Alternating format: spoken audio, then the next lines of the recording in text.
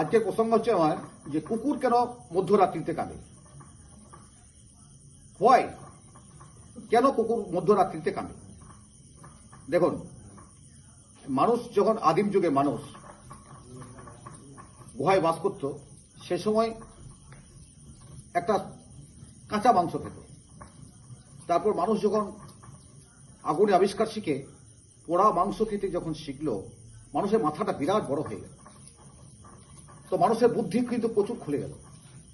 তো সেই পোড়া মাংস খেতে খেতে ওই গভীর জঙ্গলের মধ্যে মানুষের একটাই দোসর হলো এই নেগড়ে বাঘ, যেটা নেগড়ে বুঝি। এখন বর্তমানে যারা কুকুর, এই কুকুরটা বলছি না, নেগড়ে থেকে তো আমার কুকুর এসেছিল। তো সেই নেগড়েরা ওই মানুষের, ওই আদিম মানুষদের যারা যখন পোড়া মাংস খেতে শিখলো, মাথাটাও যখন মানুষের বড় হয়ে গেল, বুদ্ধিটা বেড়ে গেল, তখন ওদেরকে পোষ মানাতে শিখলো। সেই যে পোড়া মাংস, এঁঠো কাটা, হাড় বোট, যেসব মাংসগুলো ফেলে দেওয়া হতো, উচ্ছিষ্ট খাবারটা ওই নেগড়েরা খেত। সে খেয়ে মানুষের সঙ্গে আস্তে আস্তে আস্তে আস্তে বন্য মানুষের তারা সাথী হলো। তো কিছু যখন নেগড়ে মানুষের সঙ্গে রইল, কিছু নেগড়ে জঙ্গলের কোথায় একা আছে। তো সে মধ্যরাত্রিতে এই মানুষের কাছে, যা বন্য মানুষের যারা থাকতো, এই কমিউনেট করার জন্য এই ডাকটা দিত। ভয়ঙ্কর একটা ডাক, বিরাট একটা আওয়াজ দিত, সুর করে আওয়াজ।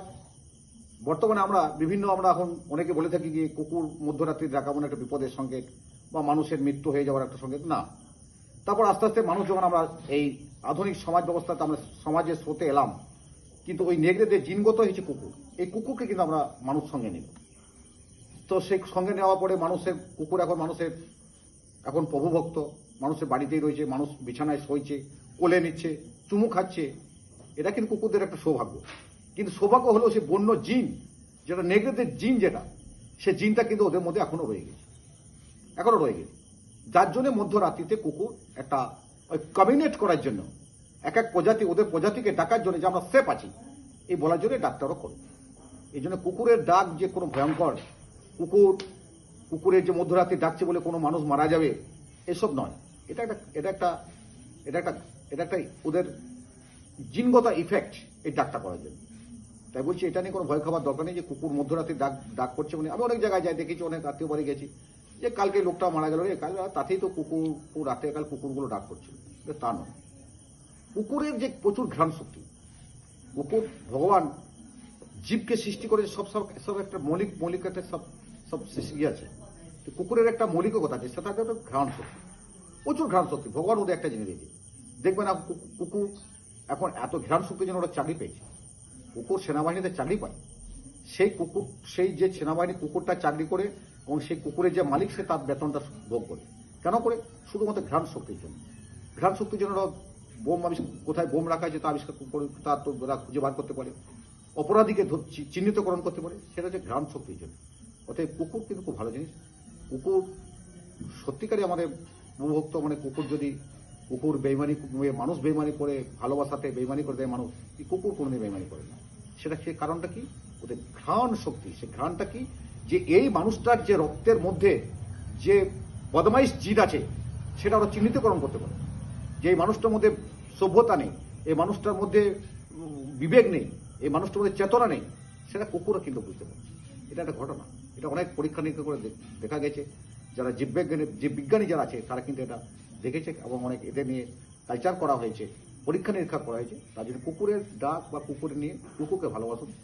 কুকুর সত্যিকে ভালো। হ্যাঁ, আমার বাড়িতে আমি 3-4টা কুকুর আমার আছে, আমি সকালে খাবার দিই।